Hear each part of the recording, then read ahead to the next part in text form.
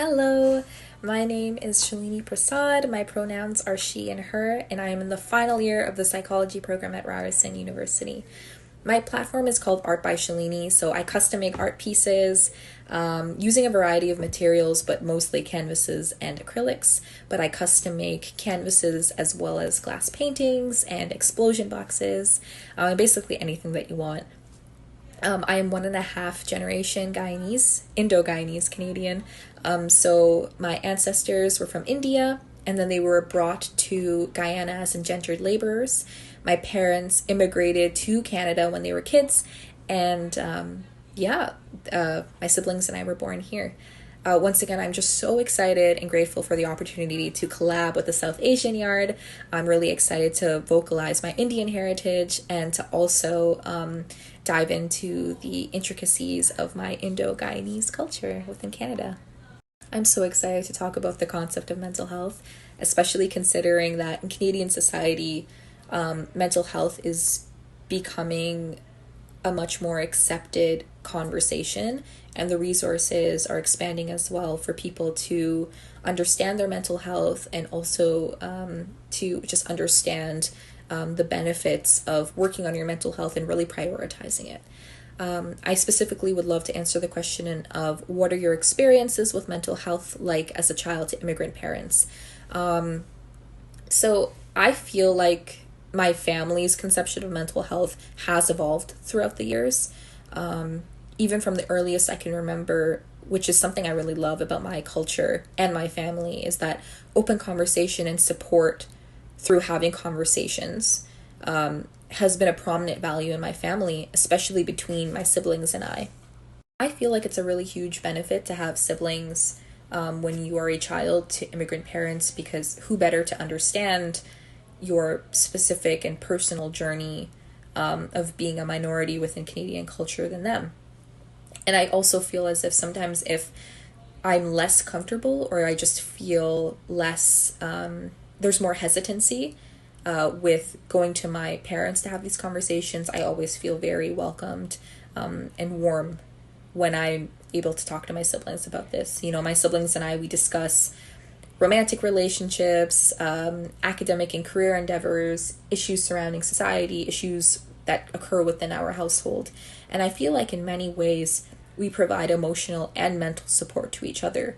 And I've always seen that as a huge strength, even if I was never able to put a name to what that concept was, like taking care of your mental health. I always knew that it was there and very comforting. With conversations surrounding mental health becoming more acceptable and prioritized within society, as just like I said before, and mental health resources being discussed and available more regularly, I feel like we're getting much more comfortable with various therapy options. And I feel like the ideology is shifting from, oh, you need to see a therapist in order to deal with that thing that you went through. It's shifting more toward everybody kind of needs somebody to talk to. And there's nothing wrong with that. And because that kind of ideology is encouraged, seeking out mental health and having conversations surrounding mental health is encouraged by extension. That's something I'm very grateful for. However, there are some experiences that are unavoidable that me and my siblings have gone through, as well as my parents, and I feel like it's very important to talk about those. Unfortunately, I do feel that certain issues, and sometimes the larger issues or the larger unfortunate events that happen within my family or happen to members of my family, they aren't always things or conversations that my parents want to have. They aren't things that my parents want to dwell on. They would rather, and as well as my siblings, because we follow suit, we follow our parents' example, there's this really bad cycle of having bad things happen and then not speaking about them. At least that's how it used to be. I feel like we are getting to the point of, okay, avoiding it is a very damaging strategy of trying to deal with the issues that happen, because everybody's hurting all of the time, and it's better to confront them rather than just imagine that they didn't happen in the first place. I feel like because of the pandemic, my parents are seeing the consequences and the effects of pushing those issues underneath the rug, right? Because I feel like just for anybody really, but the outlets that we normally had available to us to deal with not confronting and avoiding the issues that are happening at home or the issues that we're dealing with as a family would kind of numb the pain.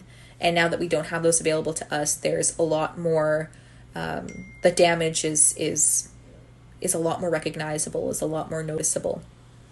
And I also feel like, I think that because there's like such an intense sense of unity within my immediate family, it's very difficult for us to open up to others outside of our immediate family and discuss issues or occurrences that happen in our household. I feel like a lot of this hesitancy to open up or to publicize the issues that occur within my family has to do with maintaining image.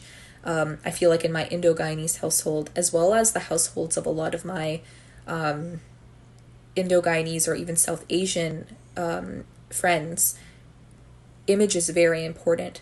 You know, the perception and the energy that we give out to other families or to the public eye is very important. We're always seen, my family specifically is always seen as a very tight-knit family that's cool and collected, but still warm and generous and well-behaved. And this issue is that, unfortunately, the image that we put out there is prioritized sometimes more than our mental health at the time.